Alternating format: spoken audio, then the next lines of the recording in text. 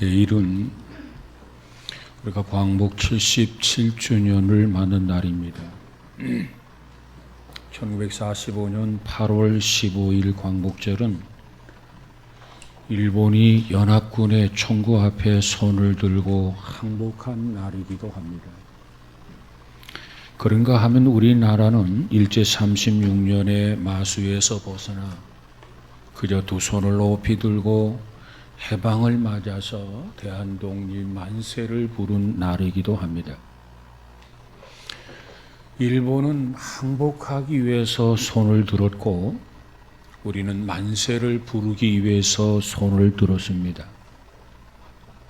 일본이 든 손은 패망과 굴욕으로 든 손이었습니다. 그러나 우리가 든 손은 감격과 환희의 손이었습니다. 오늘 본문의 내용을 보면 본문은 우리에게 시종 하나님을 향하여 부르짖으라 이렇게 명령을 하고 있습니다. 그러면서 부르짖는 태도를 밝히고 있습니다. 뭐라고 말합니까? 그 내용을 보니까는 마음이 주를 향하여 부르짖으라. 초저녁에 일어나 부르짖으라. 마음을 주의 얼굴 앞에 물 쏟듯 할지어다. 주를 향하여 손을 들지어다. 이렇게 말씀하고 있습니다. 오늘 이와 같이 주시는 말씀의 결론적 교훈은 그야말로 어떠한 상황, 어떠한 환경에서든지 간에 우리는 손을 들고 하나님 앞에 기도하라는 겁니다. 물론 평안할 때도 손을 들고 기도할 필요성이 있습니다. 그러나 어렵고 힘들 때일수록 더더욱 우리는 손을 들고 기도하라고 하는 것이 오늘 본문 에레미야 애가서의 내용입니다. 먼저 살펴보면 초저녁에 일어나서 부르짖으라. 그래서 초저녁. 옛날 사람들은 밤을 삼경 혹은 사경으로 구분을 했습니다. 여기서 초저녁이라고 하는 말은 초경을 의미합니다. 저녁으로서 첫 시간을 의미합니다. 그것을 초저녁이라 때로는 초경이라 이렇게 이야기하고 있죠. 그렇기 때문에 우리가 하나님 앞에 기도하는데 초저녁에 일어나서 부르짖으라. 자, 그러면 이 초저녁에 일어나서 부르짖으라고 하는 그 의미가 뭐냐? 먼저 첫 시간부터 하나님 앞에 기도하라는 의미입니다. 밤이 시작이 되는 첫 시간대가 언제냐? 초저녁입니다. 초경이라는 겁니다. 그때부터 기도하라는 거예요. 여러분, 기도는 결코 후식 디저트가 아닙니다. 오늘 신앙인들 가운데 기도를 그저 디저트로 생각하는 사람이 없지 않아 있어요. 기도는 후식이 아니에요. 기도는 풀 코스입니다. 그렇기 때문에 우리는 어떠한 상황, 어떠한 환경에서든지 간에 하나님 앞에 무엇을 하든지 기도로 시작해야만 합니다. 그런데 어떻습니까? 정말 기도로 시작합니까? 그러지 않은 경우가 많아요. 그저 어떤 일을 저질러 놓고는 내 힘으로 하다 안 되면 그때 가서야 기도를 시작하는 경우가 없지 않아 있단 말이에요. 예를 들어 생각해 보십시다. 몸이 아파요. 우리가 몸이 아프면 제일 먼저 생각하는 게 뭡니까? 약을 생각합니다. 몸이 으시시한데 몸살 기운이 있는데 그래서 약을 먼저 생각을 해요. 그래서 약국에 가서 약을 사다가 먹습니다. 그런데도 신통치가 않아요. 그 다음 단계가 뭐예요? 병원을 생각합니다. 우리들의 삶의 패턴이 보통 이러지 않아요? 정말 하나님 앞에 먼저 기도해야 되는데 기도하지 못할 때가 이처럼 많다는 거예요. 하루하루를 시작하는데 하루 일과 중 시작하는 첫 시간부터 우리는 하나님 앞에 기도하면서 시작해야 되는 줄로 믿습니다. 한 주간이 있어요, 한 주간. 그러면 이 한 주간에 있어서 첫날 하나님 앞에 기도로 시작해야 돼요. 뿐만 아니라 우리의 인생이 있는데 인생의 시작도 우리는 무엇보다도 기도로 시작해야 합니다. 그런 의미에서 볼 때 신생아의 첫 외출을 위한 축복 기도는 참으로 귀한 일이라고 생각을 합니다. 미국 교회의 경우를 보니까 좋은 전통이 있어요. 어떤 전통이 있느냐면 신생아를 맨 처음 교회에 데리고 와서 하나님 앞에 헌화식을 합니다. 부모는 이 아이를 하나님 앞에 바치겠습니다. 그리고 목사님은 어린 아이의 손을 얹고 하나님 앞에 축복 기도를 해줍니다. 그러니까 어린아이가 세상에 태어나서 제일 첫날 외출하는 그 시간을 하나님의 전으로 가는 거예요. 그리고 하나님의 전에서 축복 기도를 받으면서 인생을 시작하는 겁니다. 참 의미가 있잖아요. 유대인들은 난지 8일 만에 할례를 행하고 아이를 하나님 앞에 드렸습니다. 여러분, 우리는 무엇을 하든지 하루의 첫 시간, 우리는 무엇을 하든지 한 주간의 첫날, 우리는 우리 인생에 있어서 첫 외출을 하나님의 성전에 나가서 헌화식을 하고 하나님 앞에 드리고 축복 기도를 받으면서 인생을 시작한다고 하는 거 얼마나 귀한지 몰라요. 여러분, 우리는 무엇보다도 하나님 앞에 첫 시간을 놓치지 않기를 주님의 이름으로 축복합니다. 두 번째로 경마다 기도하라는 거예요. 경마다. 초저녁만 기도하면 되느냐? 초경에만 기도하면 되느냐? 2경이나 3경에는 기도하지 않아도 되는 거냐? 아니라는 겁니다. 기도로 시작된 삶이라고 한다면 기도로 진행을 하고 기도로 마칠 수 있어야 돼요. 이것이 우리 인생입니다. 이것이 하나님의 자녀의 모습이에요. 여러분, 가령 임종 환자가 있다고 생각해 보십시다. 마지막 순간 임종이 다가옵니다. 누구에게든지 죽음의 공포가 있어요. 두려움이 있어요. 겁이 나요. 그런 가운데 최후를 맞이할 수 있습니다. 자, 그런데 그 고통을 이기고 곁에서 부르는 찬송 소리를 들으면서 마음의 평안함을 유지하고 평화 속에서 두 손을 꼭 붙들고 하나님 앞에 기도합니다. 주님, 내 영혼을 받으시옵소서. 내 영혼을 주님 앞에 드립니다. 이렇게 기도하면서 숨을 거둔다고 한다면 얼마나 깨끗하고 얼마나 아름답고 얼마나 멋진 최후가 되겠습니까? 성경은 뭐라고 말합니까? 우리 주님은 알파와 오메가가 되신다고 그래서요. 여러분, 우리 모두가 기도로 시작을 하되 기도가 연속으로 이루어지는, 쉬지 말고 기도하는, 기도 쉬는 줄을 범하지 않는 우리 모두가 되어지기를 주님의 이름으로 축복합니다. 세 번째로는 깨어 기도하라는 거예요. 오늘 본문이 말하는 초저녁, 이 초저녁의 시간으로 계산해 보면 해질 때부터 저녁 10시까지입니다. 이 시간은 사실 잠자기에는 좀 빠른 시간입니다. 그런데 그 초경부터 잠을 자느라고 기도 생활을 못하면 안 된다는 거예요. 오늘 잠자는 것 때문에 기도를 놓쳐서는 안 된다. 잠자는 것 때문에 기도에 방해되어서는 안 된다. 이것이 오늘 본문이 주시는 그와 같은 교훈입니다. 사실 잠을 자야 할 때 잠자는 것, 그건 건강한 삶이지요.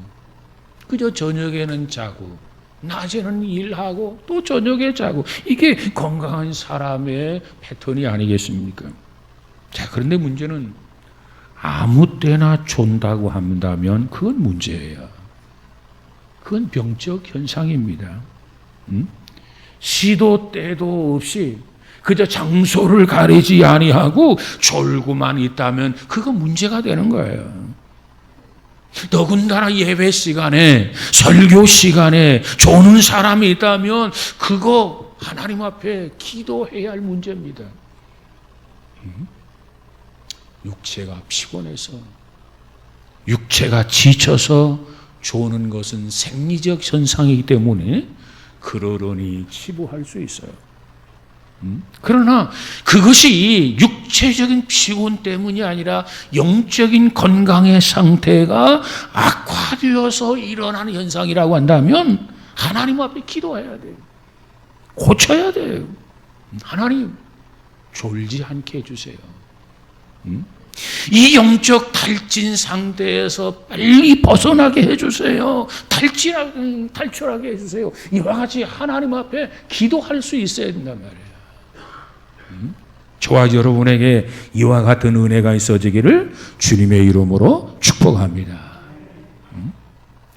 두 번째로 보니까 내 마음을 주의 얼굴에 물쏟듯 할지어다 그랬어요. 우리의 마음을 주님의 얼굴 앞에 물쏟듯 하라. 이 말의 의미는 뭐예요? 우리의 마음을 주님 앞에 온전히 바치면서 기도하라는 겁니다. 마음을 먼저 바치라는 거예요.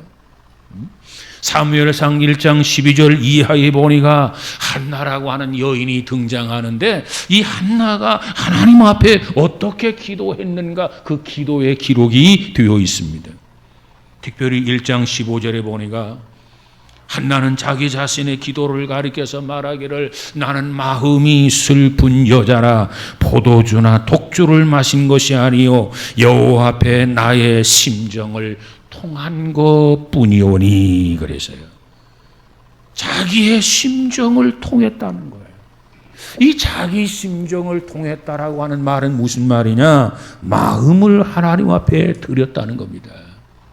그래서 하나님과 마음이 통했다. 우리의 몸이 움직이는 것을 우리가 뭐라고 하느냐? 이것을 동작이라 이렇게 해야지, 동작. 근데 마음과 몸과 마음이 같이 움직이면 그걸 뭐라고 합니까? 그것을 행동이라 이렇게 이야기합니다. 그렇기 때문에 마음이 움직이지 아니하면 행동이 일어나지 않아요. 마음이 움직여야 그 다음 행동이 나타난단 말이에요. 우리 영혼이 움직여야 생명이 살아납니다. 영혼이 움직이지 아니하고는 우리의 생명이 살아나지를 못해요. 그렇기 때문에 내 영이 항상 주님을 찾아야 돼요. 내 영이 항상 주님을 사모해야 돼요. 내 영이 항상 주님을 향해서 부르짖어야 돼요. 그러면 하나님이 우리의 부르짖음을 들으시고 하나님이 행동을 결정하시는 것을 믿으시기를 바랍니다. 우리가 이와 같이 기도하면 하나님이 들으시고 우리에게 응답하신단 말이에요. 그러면 하나님이 우리의 기도를 들으시도록 우리가 마음을 몽땅 물쏟듯 쏟으라는 거예요. 그러면 어떻게 하는 것이 물쏟듯 쏟는 것일까? 첫째로 우리의 마음을 쏟는 대상 선정이 바로 되어야 됩니다. 하나님을 바로 선정해야 돼요. 하나님 앞에 물쏟듯 해야 됩니다. 그런데 하나님 앞에 쏟지 아니하고 엉뚱한 곳에 가서 우상에게 마음을 쏟아 보았자 소용이 없는 거예요. 그렇기 때문에 우리는 마음을 쏟아야 되는데 누구에게 쏟느냐? 우리는 마음을 쏟아야 되는데 무엇에 쏟느냐? 이게 중요한 거예요. 여러분, 우리가 쏟아야 할 대상이 누굽니까? 한번 생각해 보세요. 내가 누구에게 우리의 마음을 물쏟듯 쏟아야 합니까? 교회에 나와서 예배 드린다고 의자에 앉아 있었지만은 내 마음을 어디에 지금 쏟고 있느냐는 거예요.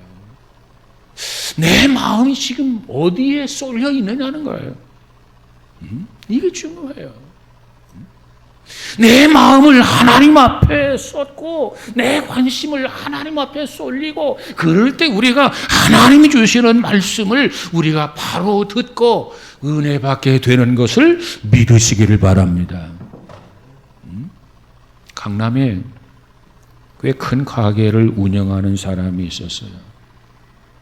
정식 직원만 해도 6명이나 되는 가게였습니다. 그런데 안타깝게도 2년 만에 문을 닫고 말았어요. 왜 그럴까요? 이유가 뭘까요? 그 이유는 간단합니다. 주인이 날마다 가게에 붙어 있지 아니하고 놀러 다녀요. 친구 만나러 가요. 골프 치러 가요. 그리고 모든 것은 가게 점원들에게 모든 걸 다 맡겼어요. 그러니 그 가게가 제대로 운영이 되겠습니까? 그래서 2년 만에 문을 닫았다는 거예요. 여러분, 우리가 조그마한 가게를 함에 있어서도 정말 우리가 마음을 쏟지 아니하고 정성을 다하지 아니하면 그 가게 발전하지 못해요. 그 가게 성공할 수 없어요. 그 일이 작은 일이든 그 일이 큰 일이든 정성을 다하여 쏟아야 발전할 수 있다는 거예요. 여러분, 우리의 신앙이 왜 발전하지 못합니까? 우리의 신앙이 왜 성장하지 못합니까? 왜 어린아이 상태에서 벗어나지 못합니까? 그 이유는 우리의 마음이 주님 앞에 계속 끊임없이 쏟아야 되는데 우리의 마음을 쏟지 않기 때문이라는 거예요.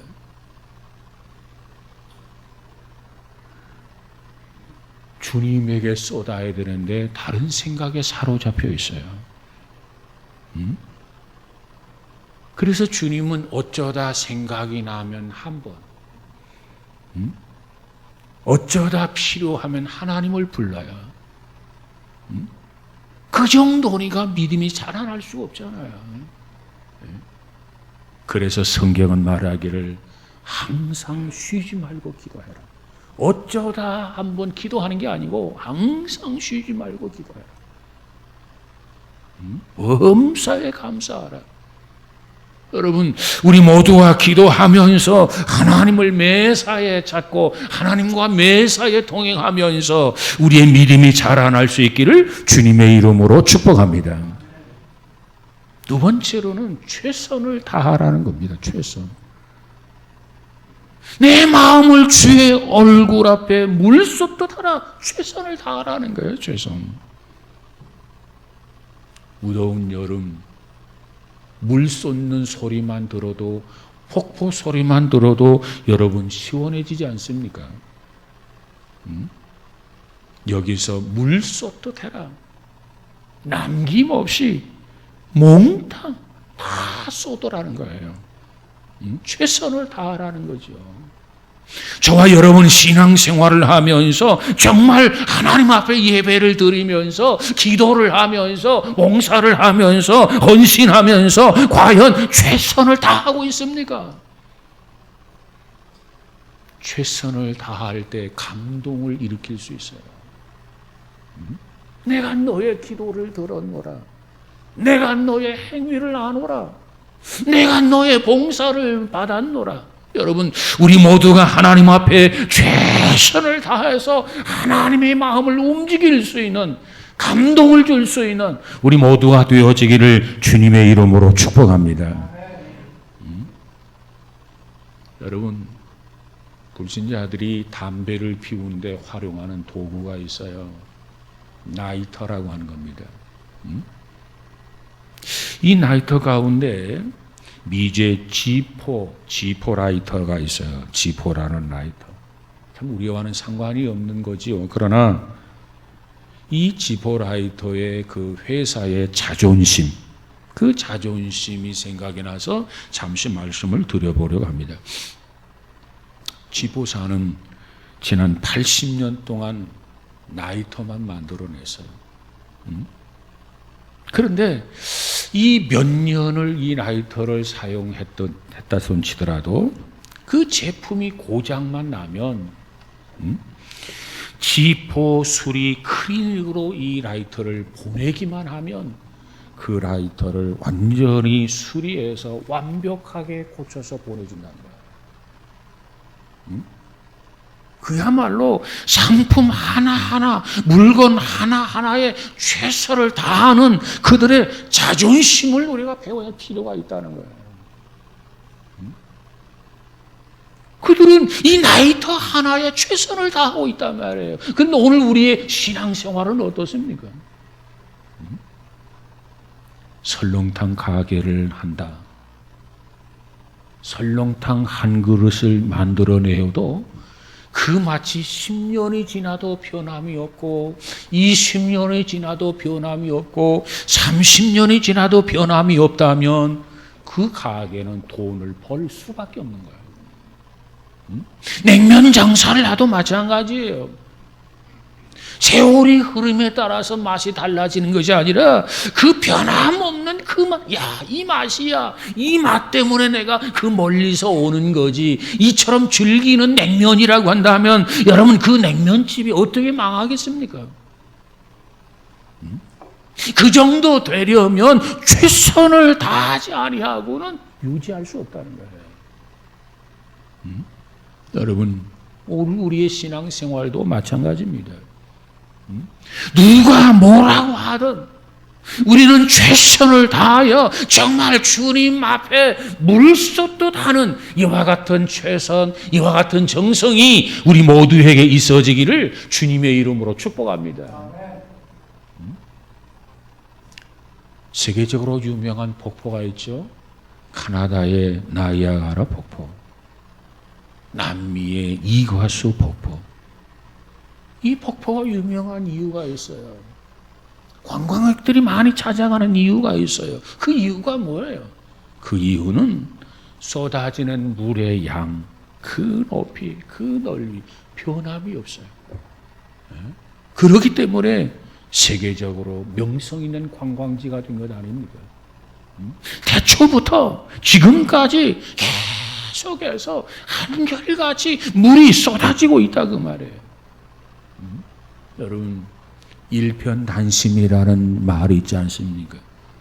저와 여러분 주님을 향해서 정말 계속해서 물 쏟듯 쏟을 수 있는 귀한 은혜가 있어지고 이로 인해서 응답을 받고 이로 인해서 축복을 받는 저와 여러분 되시기를 주님의 이름으로 축복합니다. 변함이 없어야 돼. 끊임없이 하나님 앞에 기도해야 돼. 겸손하게 주님의 말씀을 받아야 돼. 그리고 오늘 또 내일 또 순종해 나아가게 될 때 하나님이 은혜를 주실 줄로 믿습니다.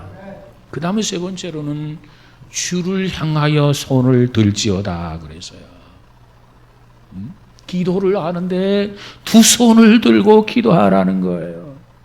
오늘 본문 19절 하반절에 보니까 뭐라고 말합니까? 갓길 어귀에서 주려 기진한 내 어린 자녀들의 생명을 위하여 주를 향하여 손을 들지어다 그랬어요.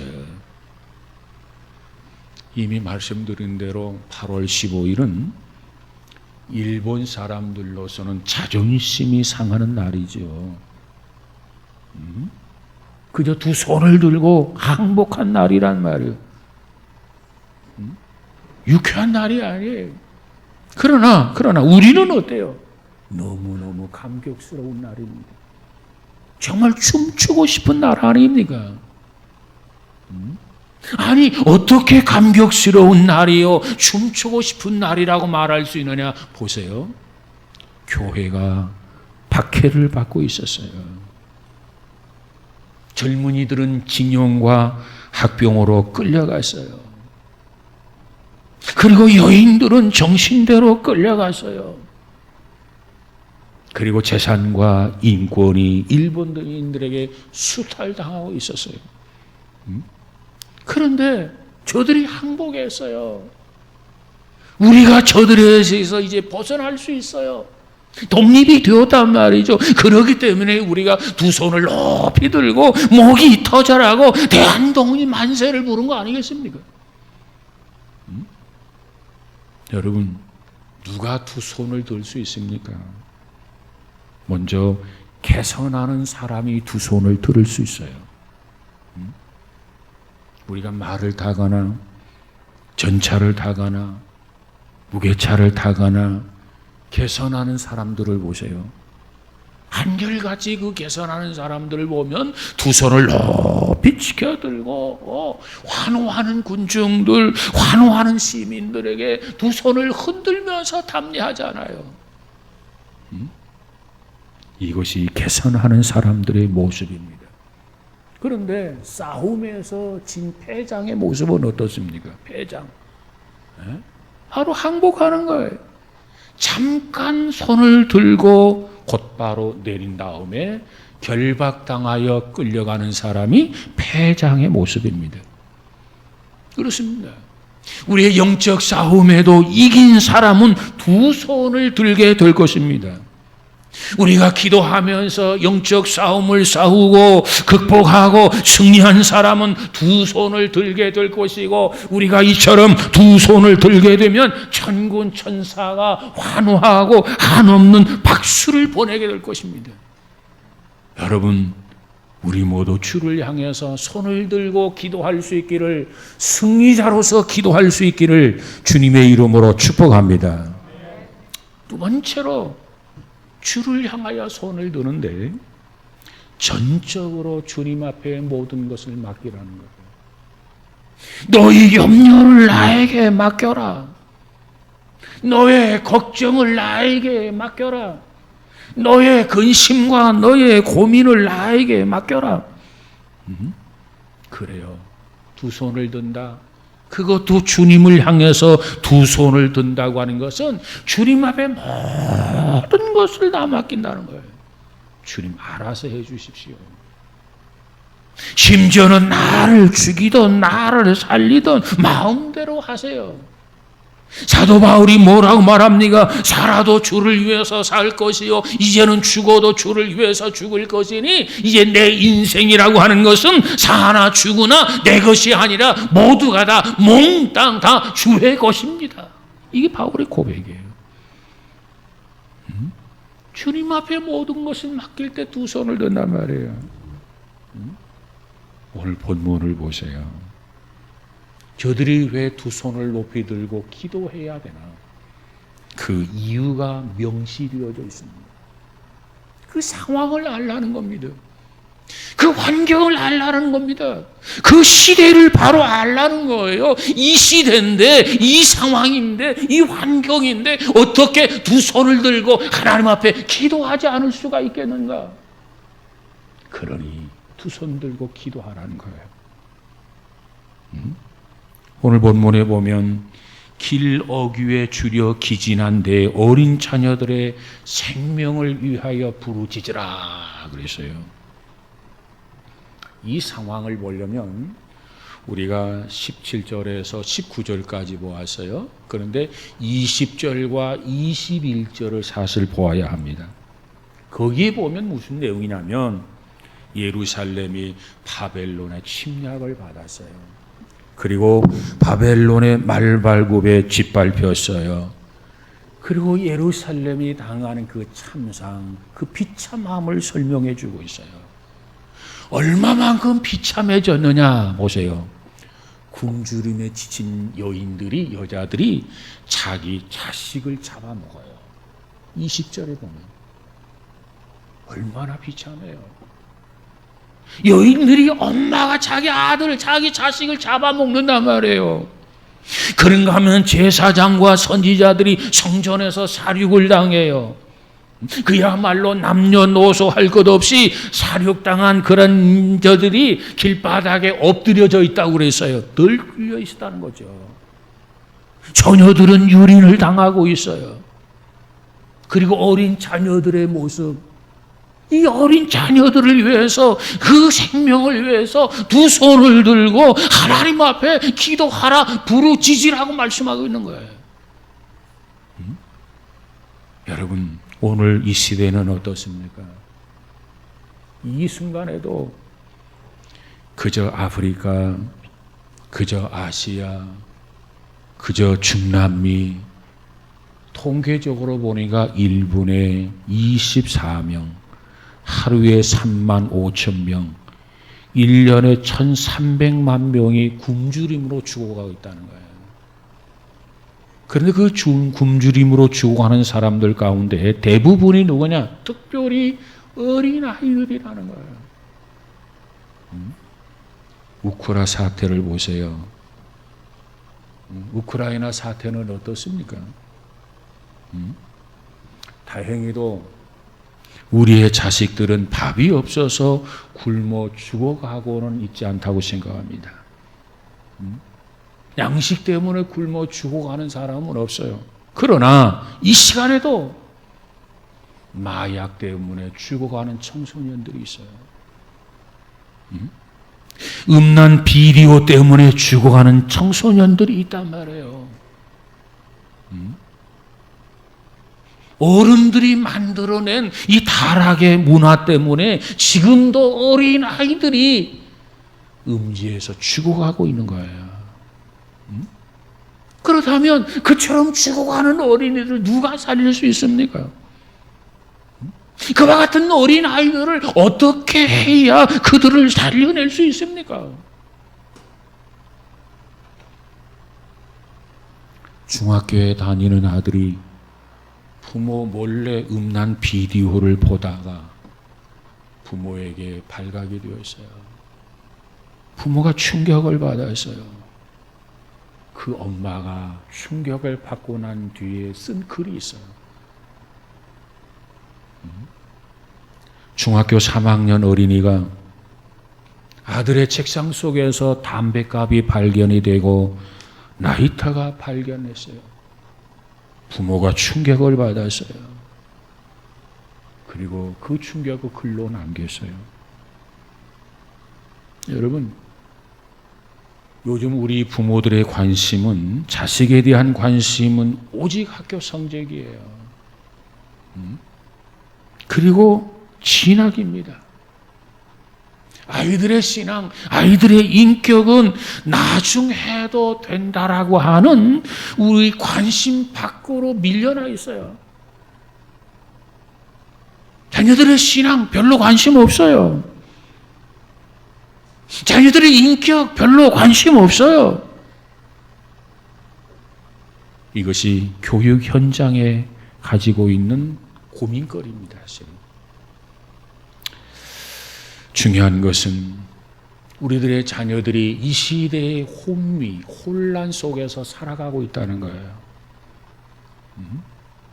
근데 문제는 우리의 영혼의 답이 무너지면 그 위에 무엇을 쌓아도 그건 소용이 없다는 거예요. 그래서 성경은 뭐라고 말합니까? 영혼이 잘됨과 같이. 영혼이 잘 되어야 된다. 영혼의 답이 건실해야 된다. 영혼의 답이 튼튼해야 된다. 성경은 그것을 강조해 주고 있는 거예요. 그래서 오늘 본문에서도 뭐라고 말합니까? 하나님은 말씀하시기를 내 어린 자녀들의 생명을 위하여 주를 향하여 손을 들라고 기도하라. 말씀하고 있는 거예요. 우리는 우리의 자녀들을 위해서 기도해야 됩니다. 특별히 어느 시대보다도 더 간절하게 하나님 앞에 기도할 때인 것을 믿으시기를 바랍니다. 기도밖에 없어요. 무엇으로 청소년을 살릴 수 있습니까? 무엇으로 어린 생명들을 살릴 수 있습니까? 무엇으로 다음 세대들을 바르게 세워나갈 수 있겠냐 말이에요.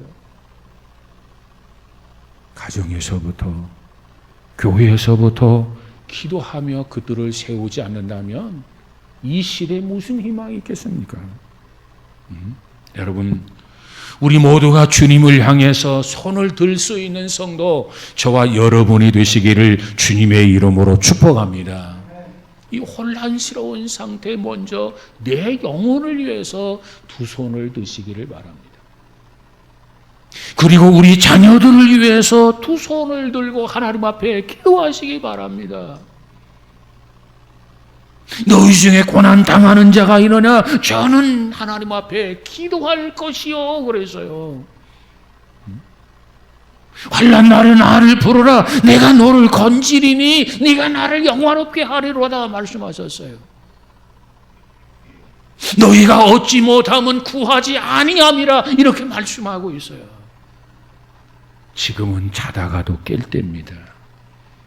자신을 위해서 기도하고, 가정을 위해서 기도하고, 여러분의 자녀를 위해서 기도하고, 여러분의 교회를 위해서 기도하고, 이 나라 이 민족을 위해서 여러분이 이 시대, 혼미든 이 시대에 깨어서 기도하지 않는다면 누가 기도하겠습니까?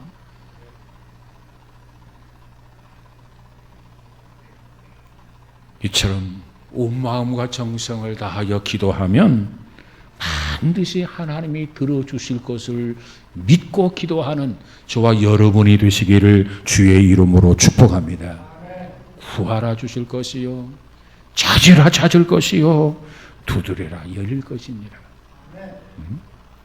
부모의 기도는 자식의 영혼을 살려낼 것입니다. 우리 교회의 기도는 민족의 활로를 열어주게 될 것입니다. 우리가 주님을 향해서 기도해야 돼요. 그래서 본문의 머리가 눈물을 강처럼 흘리면서 기도해라. 여러분, 에레미야라고 하는 사람은 원래 눈물의 선지자라는 사람이에요. 왜? 그가 나라와 민족을 위해서 이 참상을 놓고 이 비참함을 놓고 에레미야가 하나님 앞에 너무너무 눈물을 많이 흘려 기도했기에 눈에 물집이 생겼다는 거 아니겠어요? 우리도 눈에 물집이 생길 정도로 하나님 앞에 눈물을 흘리면서 기도해야 할 것을 깨달으시기를 주님의 이름으로 축복합니다. 초저녁부터 마음을 온통 다 쏟아가면서 특별히 자녀들을 위해서 더더욱 깨어서 기도하라. 이것이 오늘 본문이 우리에게 주시는 메시지입니다. 사랑하는 여러분, 지금은 자다가도 깰 때예요. 신앙에 흔들려서는 안 되겠습니다. 바닷가에 심겨진 나무는요, 바닷바람을 맞기 때문에 뿌리를 깊게 박는 거예요.